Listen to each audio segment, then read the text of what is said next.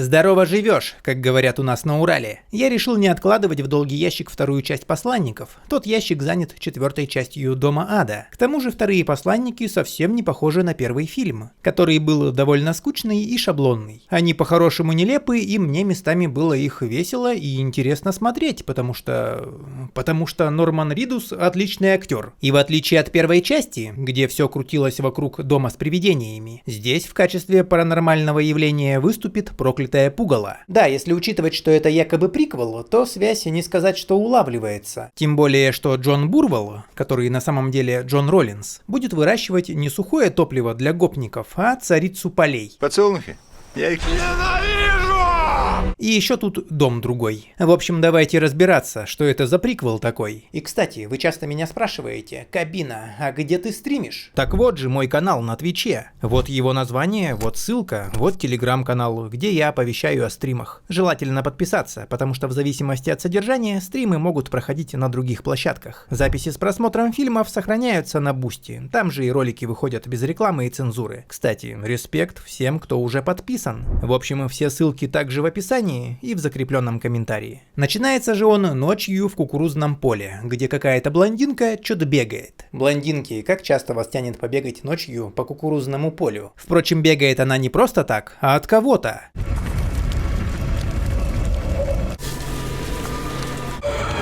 Там. Нет, от кого-то с косой. И убежать ей не удается, потому что было бы странно, если бы удалось. Далее фильм, экономя наше время и бюджет, обходится без вступительных титров и переходит сразу к основному действию, где Джон Роллинс, полюбовавшись своим кукурузовым полем, не переодеваясь, идет чинить насос, что в свою очередь уже начинает выглядеть как клише. Если в начале фильма мужик идет чинить насос, жди беды. Особенно если ты риэлтор. Спустя какое-то время один непочиненный насос и одна увазганная белая рубашка приезжает его семья, состоящая из жены, дочери и сына, которых, кстати, зовут как этих персов из первой части. Правда, жена и дочь почему-то блондинки, а роль сына исполняет не девочка. Недоканон какой-то. Но как и в первой части, герой этого фильма – фермер-неудачник. Фермеры. У которого погибает урожай, потому что его жрут вороны, и ему больше не дают кредит на покупку удобрений или семян, которые он в том числе не может выиграть в такую простую лотерею. Угадаете вес? Товар бесплатно. 29 900. 29 990. Короче, у Джона в жизни черная полоса, по которой он движется вдоль, а не поперек, в то время как его жена, судя по ее настроению, идет с ним рядом по параллельной белой полосе. Жиза, как она есть. Но вот, в один не очень прекрасный момент, когда вороны его окончательно одолевают, Джон идет в амбар, чтобы взять косу, чтобы выкосить поле, выкосить семью или, может быть...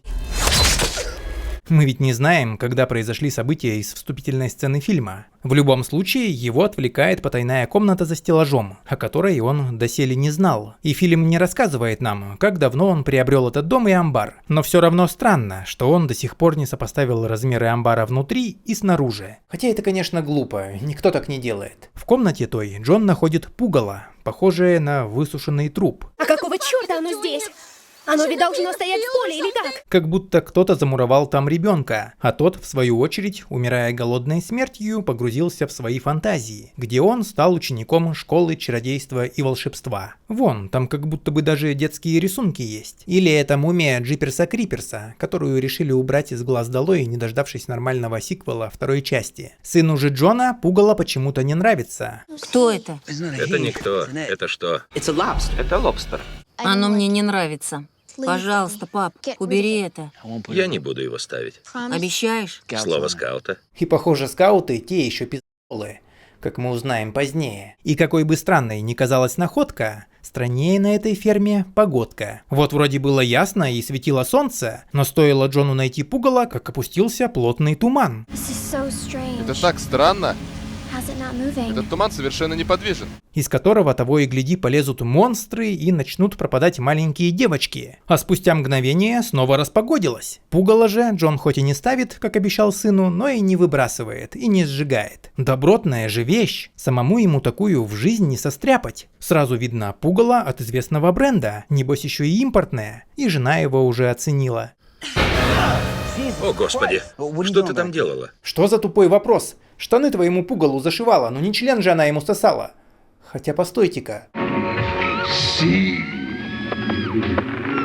Смотри.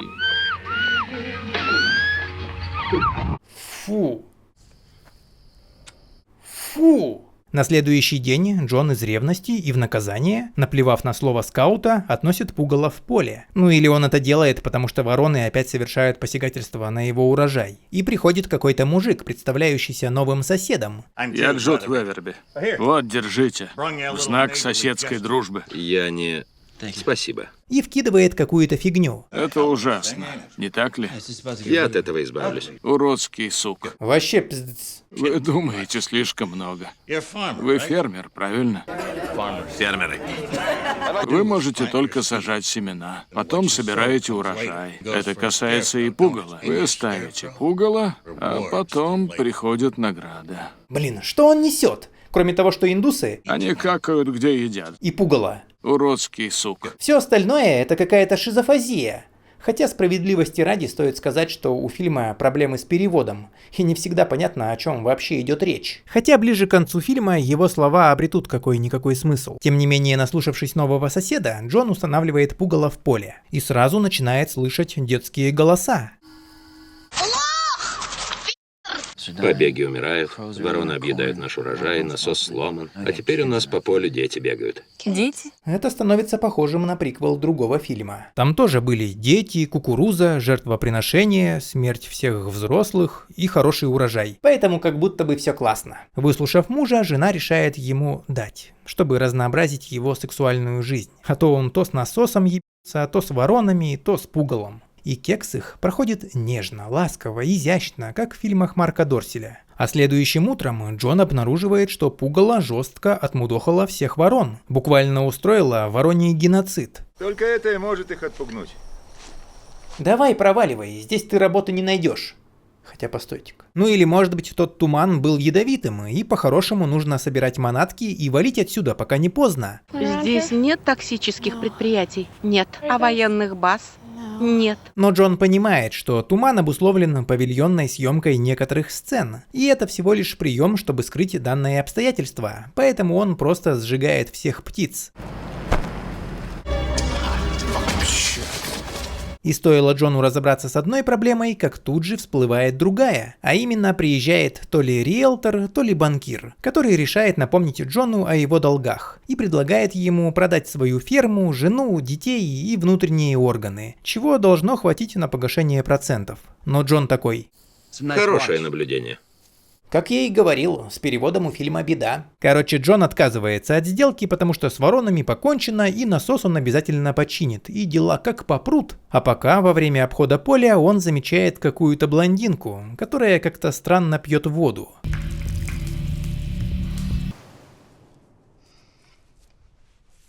От этого зрелища даже насос начинает работать. У блондинки же, походу, дома воду отключили, и она не упускает возможности помыть фары. Это вы здесь воду льете?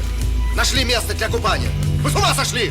И все выглядит так, как будто Джон реально свернул таки с черной полосы. К слову, это та девушка из начала фильма. И несмотря на то, что я знаю о ее дальнейшей судьбе, я начинаю переживать за нее постфактум. Воды же из поливалки недостаточно, чтобы остудить дымящуюся шишку Джона, поэтому он бежит к жене, в припрыжку, и берет ее грубо, как на кастинге Пьера Вудмана, только заканчивает так же быстро, как зритель этих кастингов.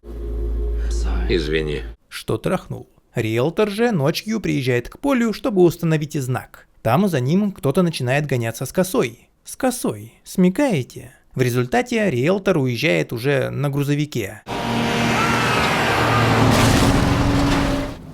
Смотри, у него челюсть отпала от удивления. Оставив напоминание о себе в виде пятна на асфальте. Клише с поломанным насосом – чек.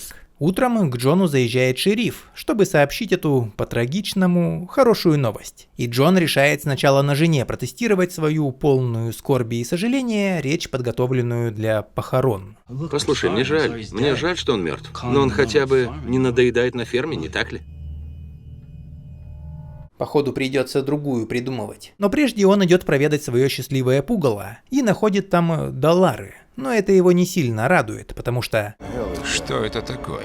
Тут же все по доллару. А вот то самое хорошее наблюдение уже выглядит как хорошая прибавка к его фермерскому заработку. Но не относить же их в полицию, так ведь? Что за глупость? Тут он опять начинает слышать голоса и как ошпаренный выбегает с поля, где встречает соседа. И чтобы проникнуться их диалогом, его нужно слушать целиком. В чем дело? Ты как будто увидел призрака. Ты веришь в призраков? Призраки? Ты серьезно? Дома с привидениями и все в таком духе. Поля. Кукурузные поля. Я никогда не слышал о кукурузных полях с призраками. И что же ты такое увидел? Я ничего не видел, я что-то услышал. Я услышал крики, а потом пение маленькой девочки.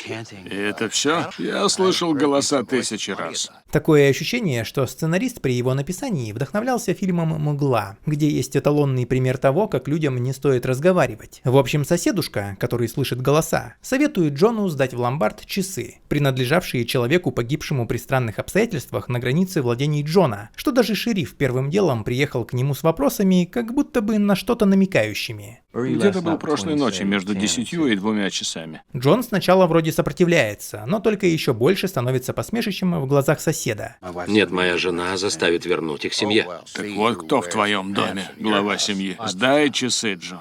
Купи жене Сапоги. дочери новое платье. Чтобы они вспоминали о тебе хорошим словом, пока ты сидишь в тюрьме. От соседа Джон возвращается на негативичах, потому что его жена, которая ни сном, ни духом ни о каких часах, уже запрещает ему их продавать в его воображении. Небось, еще и главной в семье себя считает. Когда ты скажешь сыну, чтобы перестал играть на тракторе? Зачем? Он хорошо водит.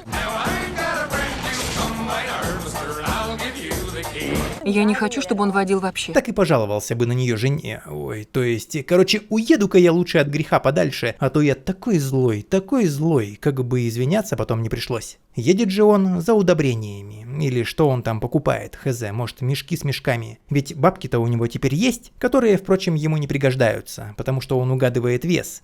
29 990. Верно. Боже мой! Да! Да! Боже мой! Послушайте, мистер Роллинс угадал. Мужик, красавчик, Опра Уинфри ждет тебя на своем шоу. И вместо того, чтобы на все деньги втариться лотерейными билетами, Джон идет засеивать поле, на котором уже выросла кукуруза. Я, наверное, чего-то не понимаю. При этом фоном как будто бы играет Любе. Ну а так как реки рядом нету, он заканчивает заниматься поздно вечером и, вернувшись домой, обнаруживает жену в компании Томми. Это типа друг жены, которого они до этого раз 5 за фильм упоминали. Жена жалуется ему на мужа, а он подкатывает к ней шары и фаркоп для 2 прицепов. Увидимся в Черри-Три-парке, где мы познакомились. Я знаю, ты хотела бы знать, что было бы, если бы Джек не сел на Титаник. Еще они говорят про какого-то юриста. Ты пыталась сходить к юристу? Нет, Джон не пойдет, не в его духе. А когда Томми сваливает, Джон, подслушивавший их разговор, предлагает жене сходить к юристу. Я подумал, может, нам стоит сходить к юристу? И я хоть убейте, не понимаю, нахрена им юрист? Они разводиться собрались или имущество делить? Причем тут, блять, юрист? Но дело опять в переводе. Имеется в виду семейный психолог. Женушка же от слов мужа млеет. Пойдем спать со мной. Но Джон решает посидеть на веранде, укутавшись в плед, посасывая пивко и закусывая такой аппетитной кукурузкой, из которой растут зубы. Видимо, кто-то ее уже ел. Потом он замечает лунатящего сына. Но это оказывается глюк, а точнее сон.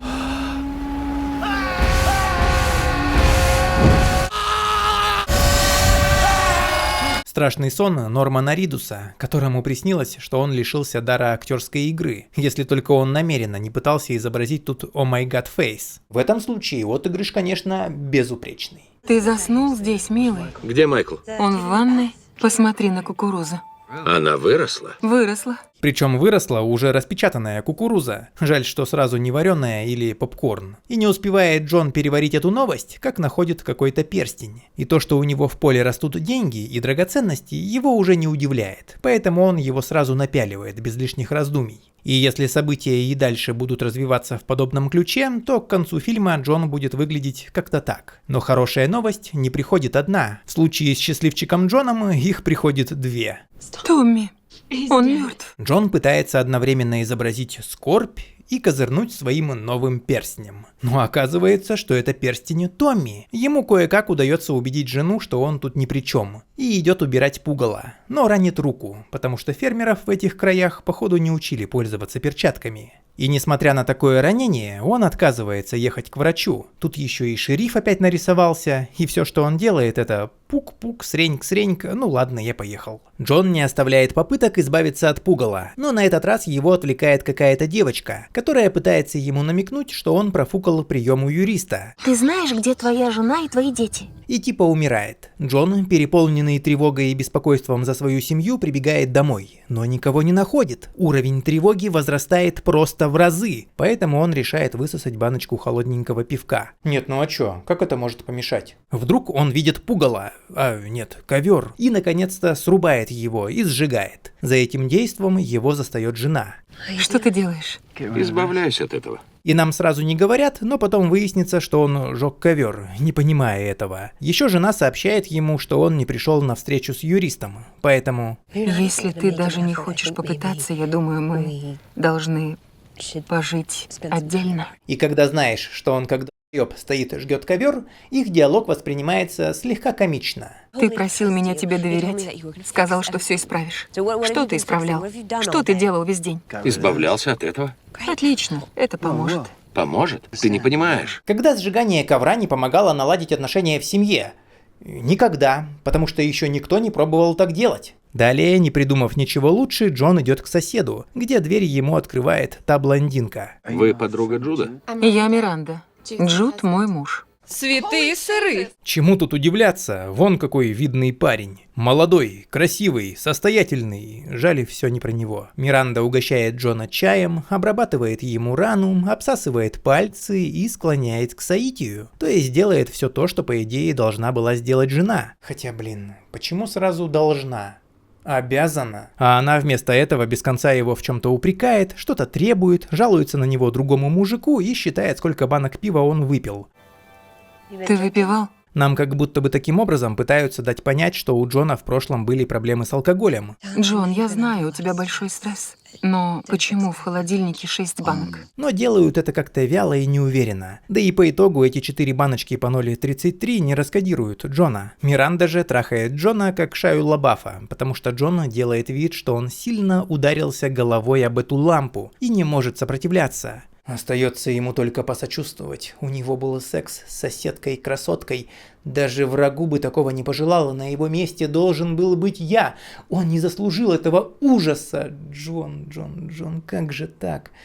Хотя бы адресок черкани. Возвращаясь же домой поутру, он обнаруживает пугало на своем месте. Его это шокирует, но это все равно не идет ни в какое сравнение с тем кошмаром, что произошел ночью. Скажи мне, это того стоило? Что чего стоило? Ставить любимое кукурузное поле выше семьи. Ты, если такая умная, может быть, тогда на работу устроишься и будешь содержать семью? Жена тоже обрушивает на него цунами упреков. Но для тебя нормально не ходить в церковь? Начал пить, провел ночь вне дома. И вдобавок угрожает ножом.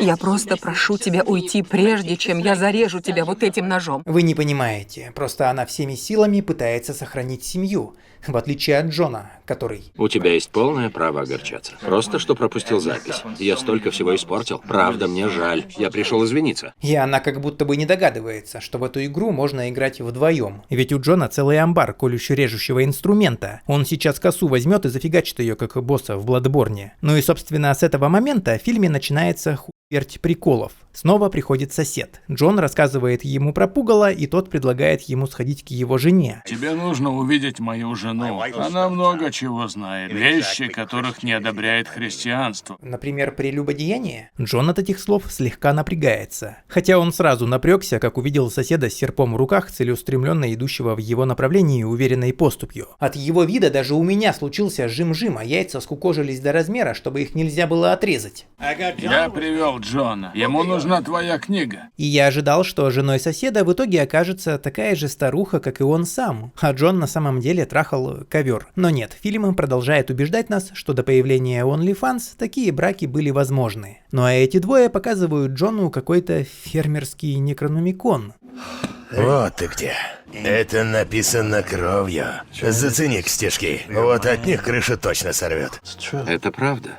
Как мне от этого избавиться? и убалтывают его избавиться от семьи, которая стоит на его пути к успеху. Твоя семья отвлекает тебя, Джон. Они препятствие. Но Джон не ведется на эти манипуляции. Нельзя отворачиваться от семьи, даже если она препятствие. И бежит домой, где его ждет пиво, где встречает шерифа и решает показать ему потайную комнату. Ты знаешь, что тут есть дверь? Конечно знает, он знает обо всех потайных комнатах во всех амбарах в этом районе, потому что он амбарный коп. Оказывается, что комната эта куда больше, чем нам показали в начале, и в ней стоит фотка пугала.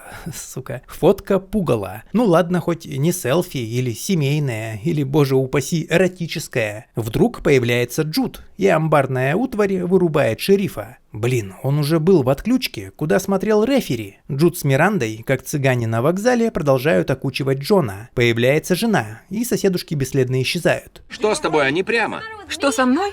Это не я кричу на отсутствующих людей, и не я жгу ковер из гостиной посреди ночи. Блин, реально ковер? Тогда Джон показывает ей фермерский некрономикон. Это книга черной магии, пугало и остальное здесь. Нет, это всего лишь твоя старая Библия, ее дал тебе отец. Все начинает выглядеть так, как будто Джон, как Джек Торренс, теряет рассудок под воздействием газлайтящей его потусторонней силы. Жена же замечает отдыхающего шерифа и бежит в дом. Джон зачем-то хватает серп и бежит за ней. И теперь это все походит на вступительную сцену первого фильма. Ровно до того момента, пока они не вылезают в окно, и Джон начинает гоняться за ними с серпом по кукурузному полю, исключительно с благими намерениями. Как этого можно не понимать? И понимает это только сын. Это папа! Надо вернуться за ним! Который в итоге отстает и убегает в амбар. Джон встречает соседушек, и становится понятно, теперь уже наверняка, что они все это время были привидениями. А это значит, жене он не изменял, потому что секс с привидением — это не измена, а спиритический сеанс. С бабоньками своими он тоже в итоге пересекается, и они вместе бегут в амбар, где Майкл узнает, что это все-таки не фильм про поехавшего отца, а про вполне конкретное живое пугало. То есть фильм окончательно теряет связь с первой частью. Это как если бы в приквеле «Нечто» выяснилось, что собачка убежала, потому что на обнаруженном НЛО находился злостный инопланетный зоофил. В себя приходит шериф, чтобы сразу стать жертвой пугала. Прибегает батя, чтобы сразу выхватить от пугала. Подтягиваются женщины, а пугало уже притворилось пугалом. Ля, как не живой, ну сука, живой, не Но ему это быстро надоедает, и они начинают угрожающе стоять друг напротив друга, пока Майкл не заводит трактор, потому что если вы вдруг забыли... Он хорошо водит. А еще в первом фильме у него такая игрушка была. И переезжает пугало, а потом они все вместе, как настоящая семья, раздирают его на части. И все, победа. Правда, непонятно, почему они так уверены, что победили не очередной ковер. Ведь это как бы хитрое, коварное, проклятое пугало, которое умеет наводить морок. И вот это вот все. Но сдается мне, что это была всего лишь метафора того, как семья, лишь объединив усилия, может справиться со всеми проблемами и невзгодами. А маленькая призрачная девочка поможет им навести порядок в амбаре и выбросить мусор. А мертвые шерифы в их амбаре — это пустяк, это не их. И непонятно, а кукуруза теперь продолжит расти? Или они теперь, как дружная, крепкая семья, преодолеют все трудности, живя на улице и питаясь энергией солнца? Да, такое вот кино, которое как будто бы пытается сформировать негативное отношение к женщинам, потому что они тут ведут себя, мягко говоря, некорректно к изрядно заебавшемуся Джону, который из кожи вон лезет, чтобы у его семьи все было хорошо. В первом фильме конфликт был обусловлен тем, что Джесс призраки кошмарили, а здесь вообще все кошмарит Джона, в то время как его жена вообще ни с какими проблемами не сталкивается и как будто бы придумывает их из воздуха. Слезы постоянно льет и жалуется на мужа другому мужику. Это вообще нонсенс. Видимо, ее напрягает роль поварихи. Твой ужин теплый в духовке. Дочь так вообще солидарная с матерью мебель. Из всей семьи только сын, плюс-минус лоялен к отцу, даже несмотря на то, что тот нарушает слово скаута. Нет, возможно, у них реально были какие-то проблемы, но фильм этого не продемонстрировал. А та женщина, которая делает Джону хорошо, по факту изменяет мужу. Вот такое впечатление вызывает фильм. Еще и как приквел, он нифига не приквел. Хотя, если честно, он мне понравился больше, потому что он слегка с ебанцой. У меня же на этом и все. Всем спасибо за внимание и пока-пока.